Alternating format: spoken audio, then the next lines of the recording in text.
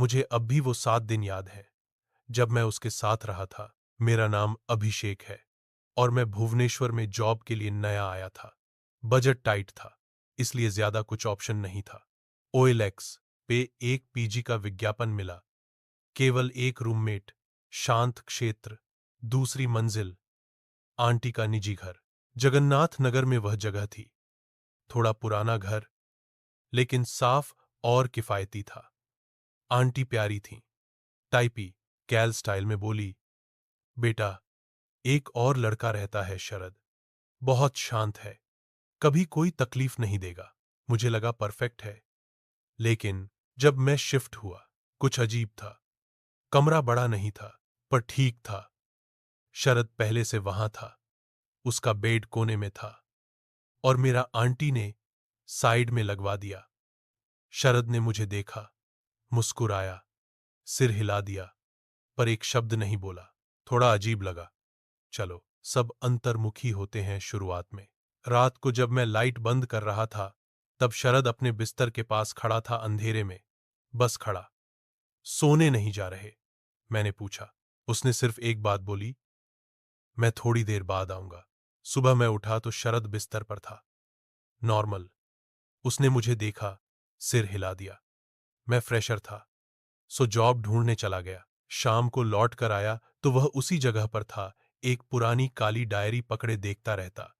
मैंने सामान्य रूप से पूछा, क्या लिखते हो? उसने सिर्फ इतना कहा, पुरानी बातें याद रहनी चाहिए। रात के 2 बजे मुझे किसी के बोलने की एक आवाज आई, हल्के से फुस फुस करने जैसी।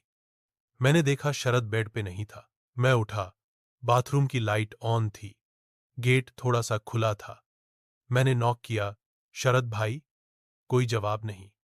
जब दरवाजा खोला, बाथरूम खाली था, लेकिन बाथरूम का बल्ब झिलमिला रहा था। अगले दिन मैंने आंटी से लापरवाही से पूछा, शरद भाई कॉलेज जाते हैं क्या? आंटी ने मुझे देखा, थोड़ा भ्रमित हो गई। ओके बोली। कौन सा शरद? मैंने बोला, वही जो मेरे साथ रहते हैं रूम में। उनका चेहरा पहला तो ब्लैंक रहा, फिर उनका रंग उड़ गया। बेटा, वो शरद तो 3 साल पहले छत से गिर के मर गया था। मुझे लगा आंटी मजाक कर रही हैं, लेकिन उनका चेहरा, उसमें मजाक जैसा कुछ नहीं था। मुझे शक होने लगा। मैं आंटी से बोला, आपके पास सीसीटीवी फुटेज होती है ना? मैं देख सकता हूं क्या? उन्होंने मना नहीं किया। हमने गेट के बाहर का फुटेज देखा। मैं आ रहा हूं कमरे में, पर शरद कभी रिकॉर्ड नहीं हुआ। कभी वह गेट से अंदर नहीं आया, कभी बाहर गया नहीं। जब मैं उससे बात कर रहा था, वो कैमरा में दिखता ही नहीं था। उस रात मैंने शरद के सोते वक्त उसकी डायरी पढ़ी। उसमें एक लाइन बार बार लिखी थी।